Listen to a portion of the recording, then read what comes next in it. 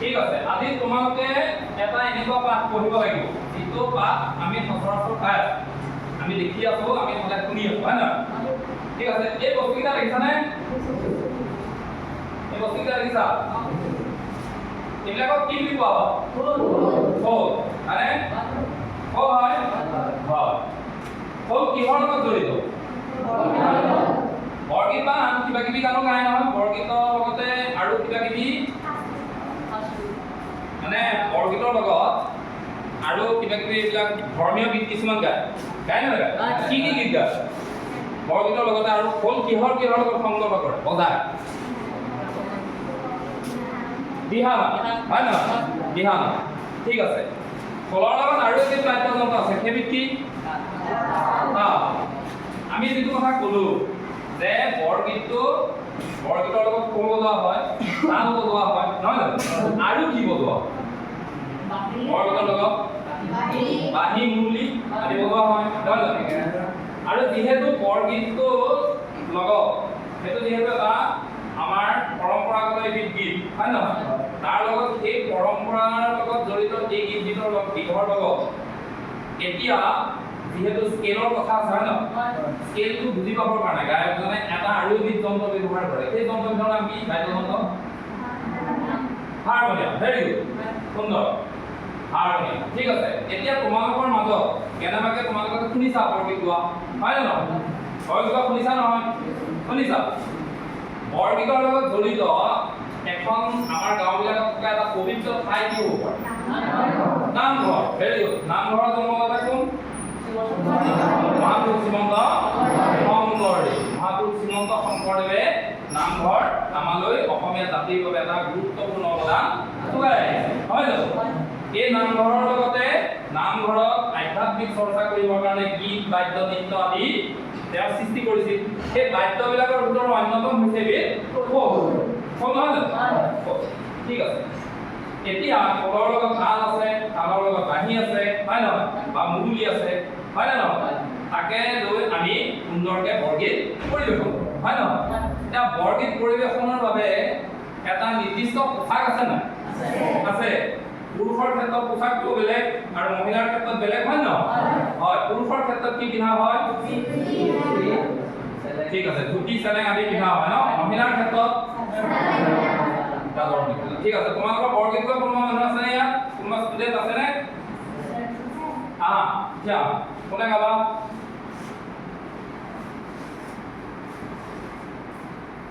কি নাম? ঠিক আছে, কোৱাচোন বৰগীতটা।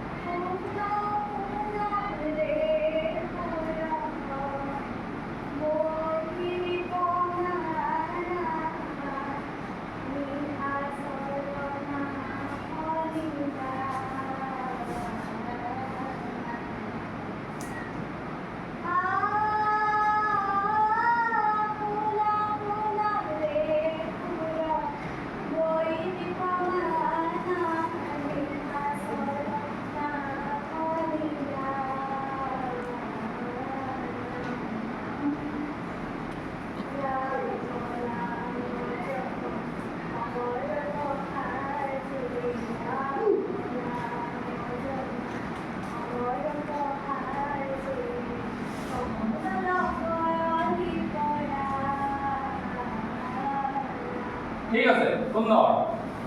এই গীতটো কোনে লিখিছিলে? মহাপুৰুষ শ্ৰীমন্ত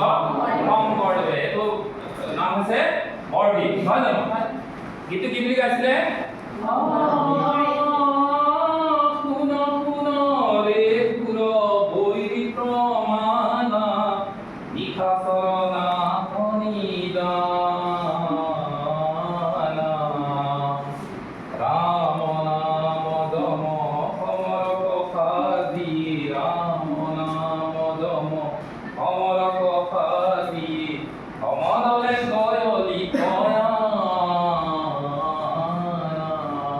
শুনি বৰ ভাল লাগে, নহয় জানো? ঠিক আছে, এই বৰগীতটো আনবিলাক গীতৰ লগত অলপ বেলেগ দি দিব। বেলেগ নহয়, এই বৰগীতটো আনবিলাক গীতৰ লগত অলপ বেলেগ নহয়। সেইটো আগতেই কৈছো যে বাদ্যযন্ত্ৰৰ ক্ষেত্ৰত আমি জ্যোতি সংগীতটা যদি গাওঁ এটা তাত তাবলা হাৰমনিয়াম ইত্যাদি ব্যৱহাৰ হয় নহয় জানো খোল তাত ব্যৱহাৰ নহয় নহয় কিন্তু বৰগীতত খোল ব্যৱহাৰ কৰা মানে আৰু এটা কথা আছে মিলস্মিতা শইকীয়াই যিটো গাই গ'ল বৰগীতত এটা বস্তু থাকে গোৱাৰ আগতে কি বাৰু ৰাগ গুড ৰাগ হয় ন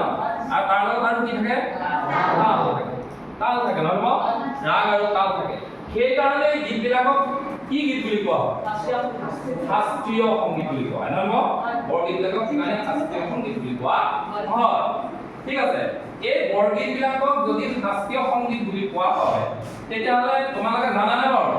বৰগীতটো কাক বোলে বৰগীতটো কাক বোলে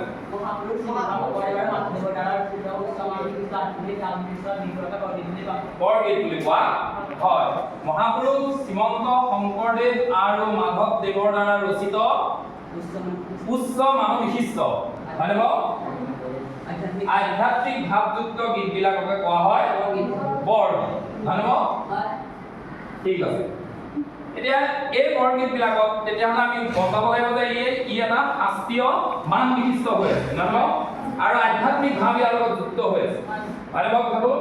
শাস্ত্ৰীয় মান বিশিষ্ট হৈ আছে তাৰমানে ইয়াৰ ৰাগ আৰু তাল আছে এই ৰাগ তালক বাদ দি আমি বৰগীত কেতিয়াও গাব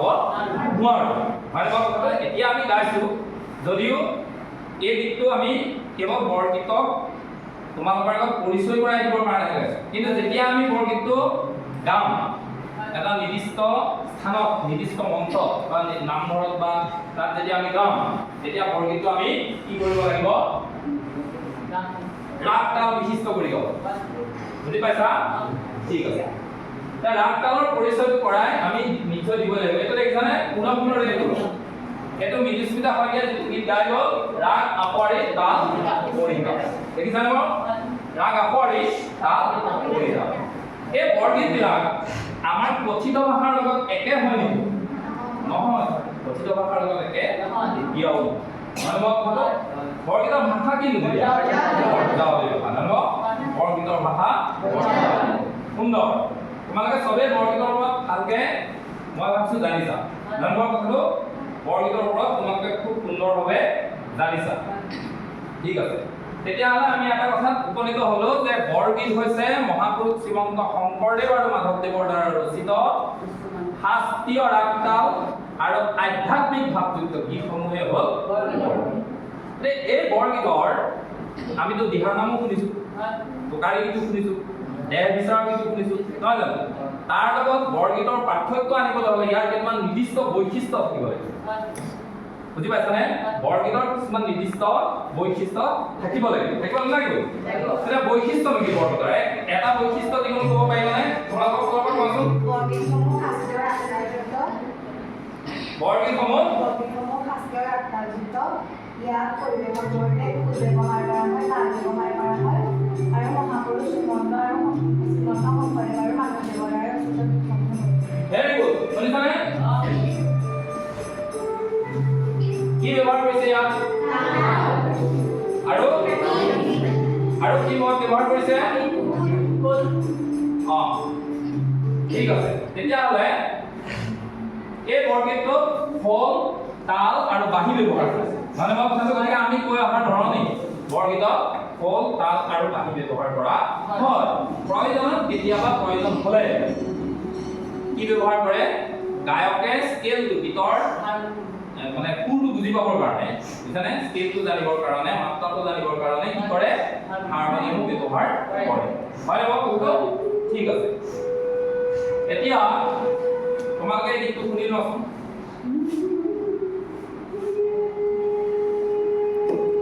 কি বজাইছে নহয় দে মুৰুলি হয় মুৰুলি বুজি পাইছা যেটো আমি এনেকুৱা ধৰণে বগাও সেইটো মুৰুলি হয় যেটো কোনাই কোনাই বগোৱা হয় সেইটো আমি কি বুলি কওঁ বাঁহী ঠিক আছে এতিয়া বৰগীতৰ এটা বৈশিষ্ট্য অক্ষৰা মেধে ক'লে তোমাৰ নাম অক্ষৰা মেধি অক্ষৰা মেধে ক'লে আৰু এটা বৈশিষ্ট্য তোমালোকৰ ফালৰ পৰা কোৱাচোন বৰগীতসমূহ বৰজাৱলী ভাষাত ৰচিত অৰ্থাৎ যিটো কৈছে পুনৰ ৰে কুল বৈনী প্ৰমাণ নিশাচৰ নাশ নিদান শুনি লোৱা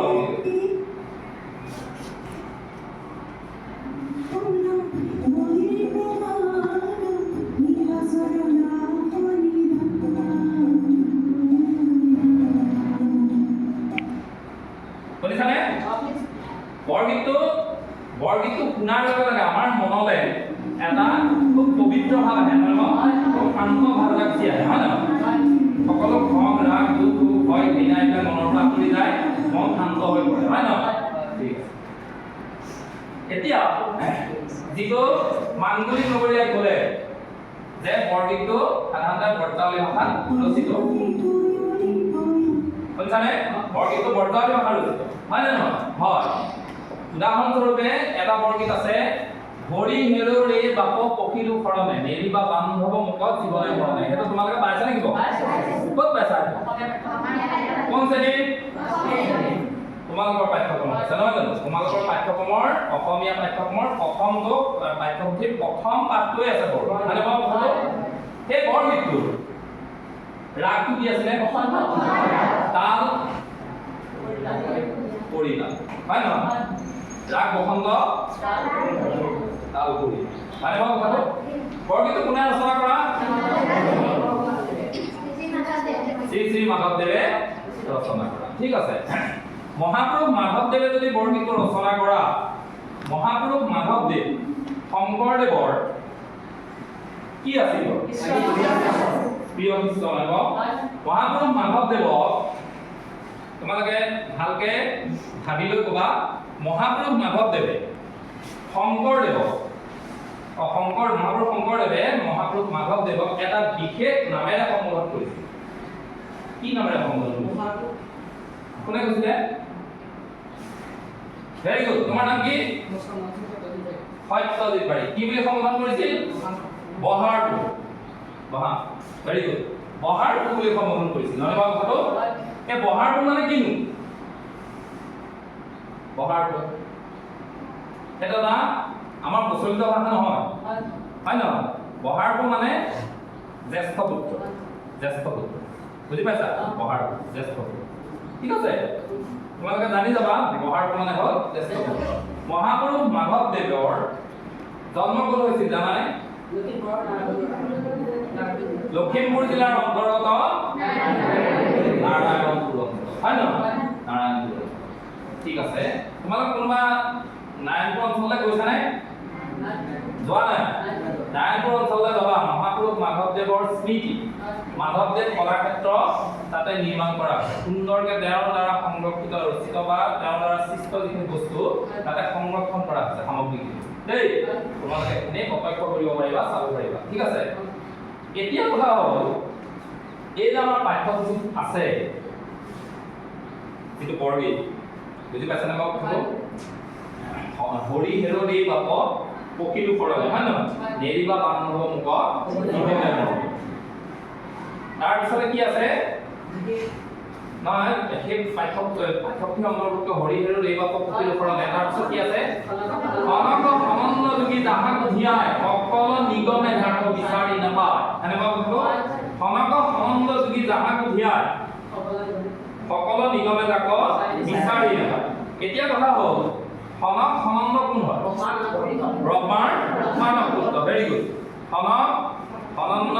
সনাতন আৰু সনৎকুমাৰ এই চাৰিজন হ'ল ব্ৰহ্মাৰ মানৱ পুত্ৰ মানে ব্ৰহ্মাই ইচ্ছাকৃতভাৱে তেওঁলোকক সৃষ্টি কৰিছে হ'ব এই সকলেও আনকি ভগৱানকে ধ্যান কৰে আৰু সকলো নিগমে যাক বিচাৰি নাপায় যিমানবিলাক নিগম শাস্ত্ৰ আছে বুজি পাইছা 4 বেদ 14 শাস্ত্ৰ পৰা পুৰালৈকে ধৰি যিমানবিলাক শাস্ত্ৰ আছে এই নিগম শাস্ত্ৰবিলাকত তেওঁৰ তত্ত্ব মানে উপলব্ধি কৰিব নোৱাৰে বুজি পাইছানে কনক সমন্দ যোগী যাহাক ধিয়াই সকলো নিগমবিলাকো বিচাৰি নাপায় সহস্ৰ বয়নে যাৰ নাপাৱন্ত সীমা অধমে জানিব কেনে তোমাৰ মহিমা সহস্ৰ বয়ন কোন হয়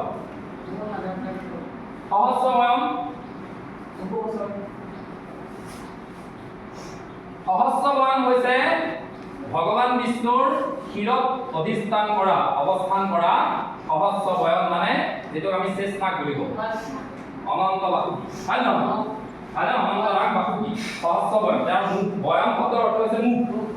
বুজি পাইছানে সহস্ৰ বয়ন তাৰ মুখ সদস্য আমি আংগিকভাৱে মানে সিম্বলিকভাৱে পাঁচখন মুখে দেখাওঁ হয় নহয় কিন্তু তাৰ মুখ সদস্য গতিকে সহস্ৰ বয়নে যাৰ নাপাৱন্ত সীমা অসমে জানিব কেনে তোমাৰ মহিমা আমি এইখিনিলৈকে বৰগীতটোৰ এইখিনিলৈকে গম পাইছো যে ইয়াৰ ভাষাটো আমাৰ প্ৰচলিত কথিত ভাষাটো নহয় মানে মই কথাটো ইয়াৰ ভাষাটো কি হয় বৰজাৱলী ভাষা আচ্ছা বৰজাৱলী ভাষাটো কি ভাষাৰ মিশ্ৰণত গঢ়ি উঠিছে নেৱাৰী কাষৰীয়া আৰু ভোজপুৰী ভাষাৰ সংমিশ্ৰণত ই সৃষ্টি হৈছে মাজে মাজে দুই এটা সংস্কৃত শব্দ ইয়াৰ মাজত সোমাই আছে ধন্যবাদ থাকো এতিয়া ডাঙৰ কথা হ'ল তোমালোকে চাবা এটা বস্তু চাবা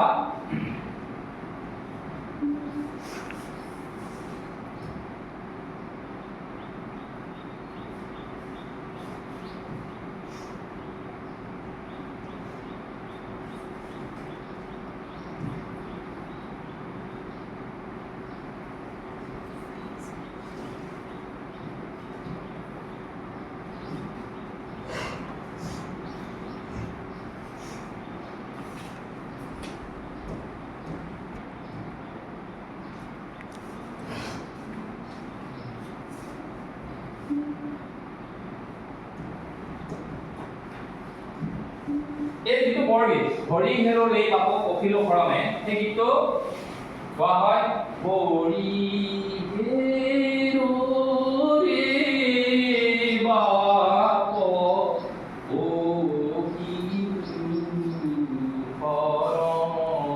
শৰণে আৰে নেৰি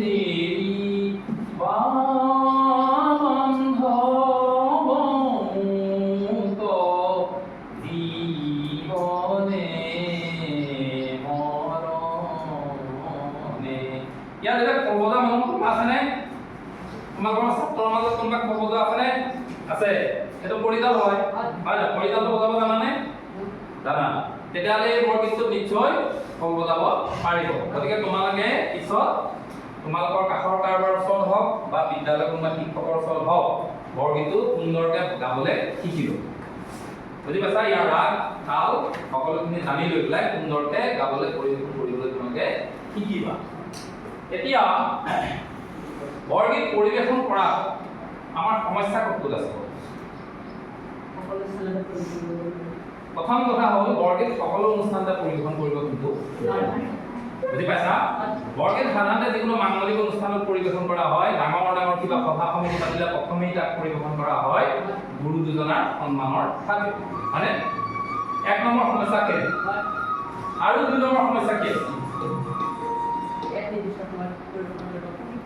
এটা নিৰ্দিষ্ট সময়ত নিৰ্দিষ্ট বাদ্যযন্ত্ৰৰ সহায়তহে ইয়াক পৰিৱেশন কৰিব লাগে হয় নে নহয় এক নিৰ্দিষ্ট সময়ত আৰু এটা নিৰ্দিষ্ট মানে বাদ্যযন্ত্ৰৰ সীমাবদ্ধতাৰে ইয়াক পৰিৱেশন কৰা হয় তোমাৰ মন গ'লে ইচ্ছাকৃতভাৱে যিকোনো বাদ্যযন্ত্ৰ ইয়াক সংগ্ৰহ কৰা নহয় বুজি পাইছানে সেইটো হ'ল বৰগীতৰ আন এটা পৰিৱেশনত সমস্যা আছে গতিকে তথাপিতো কিন্তু আমি গুৰু দুজনাৰ এই পৰম সৃষ্টিটো মহান সৃষ্টিটো আমি জীয়াই ৰাখিব লাগিব নালাগিব গতিকে আমি এই সমস্যাটো অতিক্ৰম কৰি কেনেকৈ আমি পৰিৱেশন কৰিম সেইটো আমি প্ৰত্যেকে চিন্তা কৰিব লাগিব যিহেতু প্ৰথম কথাটো হ'ল সমগ্ৰ অসমৰ লগতে মাজুলীত বিশেষকৈ প্ৰত্যেক ছাত্ৰ ছাত্ৰীয়ে বৰগীত জনা উচিত গাব নোৱাৰিলেও অন্ততঃ বৰগীত গালে বৰগীতৰ প্ৰতি শ্ৰদ্ধা জনোৱা উচিত হ'ব ঠিক আছে এতিয়া আমাৰ পাঠ্যপুথিৰ যিটো বৰগীত এই বৰগীতটো মূলতঃ ভগৱানৰ চৰণত মানে দায়িত্বভাৱ প্ৰকাশ কৰাতেই মহাপুৰুষ জনাই বৰগীতটো শেষ কৰিছে হয় নহয় কৃপা কৰা নাৰায়ণ সুৰ মহপাঠ কহয় মাধৱ হৰি দাস পূজা তাৰমানে দাসৰো হয়নে এই বৰগীতটো গোটেই কথাটো হ'ল যে বৰগীতটো প্ৰথম কথা কি কি আছে বৰগীতটোত আছে প্ৰথমতে আছে ভগৱানৰ অপাৰ মহিমাৰ যিটো অংগ অনুমোদন বুজি পাইছা আনকি মহাপুৰুষ মাধৱদেৱ গুৰুজনাই নিজেও কৈছে যে ময়ো কেনেকৈ বুজি পাম য'ত সহস্ৰ বয়ন বাসুকেও বুজি নাপায় হয় নে নহয় আমাক সনন্দা যি যোগীসকলো গম নাপায় গতিকে সহস্ৰ নিগম শাস্ত্ৰয়ো সেই তাৰ তত্ত্ব উপলব্ধি কৰিব নোৱাৰে গতিকে মোৰ নিচিনা এজন মানে নীতিনে কেনেকৈ বুজিব নহয় জানো একদম প্ৰকাশ কৰিছে প্ৰথমতে নিজৰ মানে অক্ষমতাটো প্ৰকাশ কৰিছে ভগৱানৰ মহিমা বুদ্ধি পোৱা নিজৰ অক্ষমতা প্ৰকাশ কৰিছে দ্বিতীয়তে মহাপুৰুষ মাধৱদেৱে একেবাৰে বৰগীতটোৰ শেষৰ ফালে পৰম পুৰুষ ভগৱানৰ চৰণত আত্মনিবেদন মানে তেওঁৰ দাসকো দাস বুলি কৈ নিজক আত্মসমৰ্পণ কৰিছে হ'ব দাসত্ব স্বীকাৰ মানে আমি সকলোবোৰ ভগৱানৰ দাস নহয় ঠিক আছে এতিয়া মোক তোমালোকে কোৱাচোন বৰগীতটো আতুৰ গৈলো হৰি বিষয় বিকলে কৰি উদ্ধাৰ মোক চৰণ কমলে আমি যেতিয়া বিষয় বাসনা বিষয় সংসাৰৰ জালত নানান সাংসাৰিক সমস্যাত আমি যেতিয়া অতিষ্ঠ হৈ পৰোঁ তেতিয়া ভগৱানৰ চৰণত খাটো যে আমাক এই সমস্যাবিলাকৰ পৰা এই মানে এইবিলাকৰ পৰা যিবিলাক সাংসাৰিক সমস্যা এইবিলাকৰ পৰা আমাক মুক্তি দিয়া হয় নে নহয় তাৰপিছত তোমাৰ চৰণত দুই মোৰ মহাধন ভকত জনেৰ নিজ তুমি সেই জীৱ তোমাৰ চৰণেই মোৰ জীৱনৰ আটাইতকৈ ডাঙৰ ধন অৰ্থাৎ আমি যাক উপলক্ষ্য কৰি জীয়াই আছো সেয়াই হৈছে ভগৱান হয় নহয় ভগৱানৰ কৃপা অবিহনে কোনো জীয়াই থাকিব নোৱাৰে তাৰপিছত কৃপাৰ সাগৰক কৃপা কৰা একবাৰ কাকৰ কৰিয়া লৈলো শৰণ কুমাৰ এই ক্ষেত্ৰত মহাপুৰুষ মাধৱদেৱ গুৰুজনে ভগৱানৰ চৰণত একান্ত নিবেদন কৰিছে যে মোক তোমাৰ দাস কৰি লোৱা হ'ল কৃপা কৰা নাৰায়ণ সুৰ মহাপাপ অভয় মাধৱ হৰি দাস দুটা বুজি পাইছানে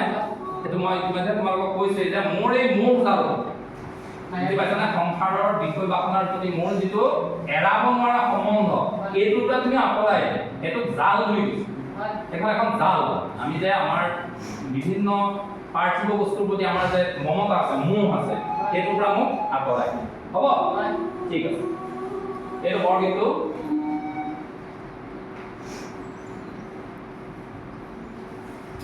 দেখিছানে বৰগীত পৰিৱেশন কৰোঁতে কি পোছাক পিন্ধিব লাগে দেখিছা ভৱিষ্যতে কেতিয়াও বৰগীত পৰিৱেশন কৰোঁতে বুজিছানে কেতিয়াও যেনে যেনে পৰিৱেশন নকৰিব ইয়াৰ বহা আসনলৈকে সতি সীমাবদ্ধতা আছে পৰম্পৰাগত আসনতহে তাত আসন গ্ৰহণ কৰিব বুজি পাইছা ঠিক আছে এতিয়া তোমালোকে মোক কোৱাচোন তোমালোকে যদি এজনে নোৱাৰা ইজনৰ লগত আলোচনা কৰি ল'বা দেই অকলে ক'বলৈ চেষ্টা নকৰিবা নোৱাৰিলে দেই অসুবিধা হ'ব এতিয়া সমগ্ৰ সমানন্দ যদি জাগাটো ধ্যান শব্দ অৰ্থ কি পাব ধ্যান কৰা তপস্যা কৰা তপস্যা কৰা বা সকলো নিগমে যাক বিচাৰি নাপায় নিগম মানে কি নিগম মানে শাস্ত্ৰ নিগম হৈছে যিয়ে আমাক মুক্তিৰ পথ দেখায় হয় নহয় এয়াই নিগম শাস্ত্ৰ তাৰপিছত সহস্ৰ বয়ান এইটো মই কৈছিলোঁৱে সহস্ৰ বয়ান হৈছে অনন্ত নাগ বাসুকী হয় নহয় তাৰপিছত আতুৰ ভৈলো হৰি বিষয় বিকলে বিকলে মানে বিকলে মানে হ'ল জ্বালা জাম্পা ইয়াতে গোটেই বস্তুখিনি আছে দেখিছানে এইটো খোল হয় এয়া তাল এয়া বাঁহী হয়নে ইয়াত কোনো হাৰমনিয়াম ব্যৱহাৰ কৰা নাই হাৰমনিয়াম ব্যৱহাৰ কৰাটো আচলতে সেইটো মানে বাধ্যবাধকতা নাই নকৰিলে ভাল কৰাটো ইমান বাধ্যবাধকতা নহয় ঠিক আছে তাৰপিছত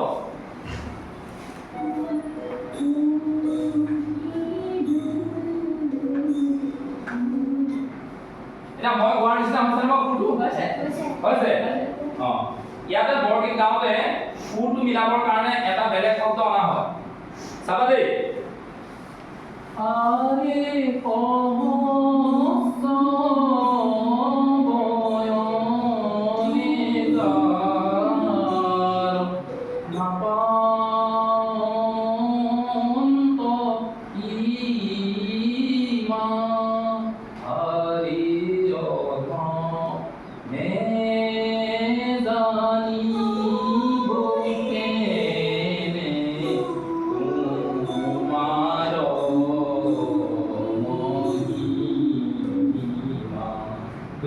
এই আৰে শব্দ দুটা অনা হৈছে এই শব্দ দুটা কেৱল মাত্ৰ সুৰটো মিলাবৰ কাৰণে অনা হৈছে ইয়াত বৰগীতটো উল্লেখ নাই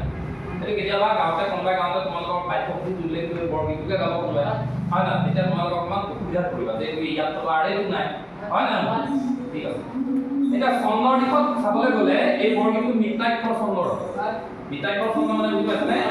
যিবিলাক ছন্দ সজ্জাৰ অন্তত ধ্বনিগত মিল থাকে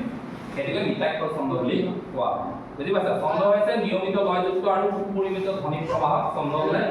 আৰু অন্ত আক্ষৰৰ যেতিয়া মিল থাকে সেইটো বেলেগ অৰ্থ বুজি পাইছানে ঠিক আছে বাৰু এতিয়া কথা হ'ল আমি এই পাঠটোৰ পৰা বা এই পাঠটো আমি যিটো অধ্যয়ন কৰিলো হৰি হেৰ দেৱাকক কপিলো শৰণে আমি ইয়াত কি কি শিকিলো বৰগীতৰ বিষয়ে শিকিলো বৰগীত কি বৰগীত কেনেকৈ পৰিৱেশন কৰা হয় বৰগীতত কি কি সীমাবদ্ধতা আছে বৰগীতৰ বৈশিষ্ট্য কি বৰগীত ৰচক বৰগীতৰ ৰচকসকল মহাপুৰুষ শ্ৰীমন্ত শংকৰদেৱ আৰু মাধৱদেৱ সেইখিনি শিকিলো হয় নে নহয় তাৰপিছতে আমি শিকিলো বৰগীত এই পাঠটোত উল্লেখিত হৰি হেৰ দেৱাকক বৰগীতৰ ৰচক হৈছে মহাপুৰুষ মাধৱদেৱ তেখেতৰ জন্ম হৈছিল লখিমপুৰ জিলাৰ নাৰায়ণপুৰ অঞ্চলত হয় নহয় তেখেতে শিক্ষা গ্ৰহণ ক'ত কৰিছিল জানা নাই বাংলাদেশৰ বন্দুকা নামৰ অঞ্চলত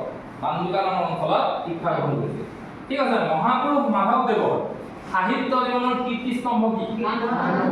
নাম ক'বা ভেৰি গুড আচ্ছা নামঘোষাৰ অন্য এটা নাম কি হাজাৰী ঘোষা নামঘোষাৰ যে অন্য এটা নাম হাজাৰী ঘোষা কিয় ভেৰি গুড তাত হাজাৰটা ঘোষা গতিকে আমি আচলতে কি হয় আমি বৰগীত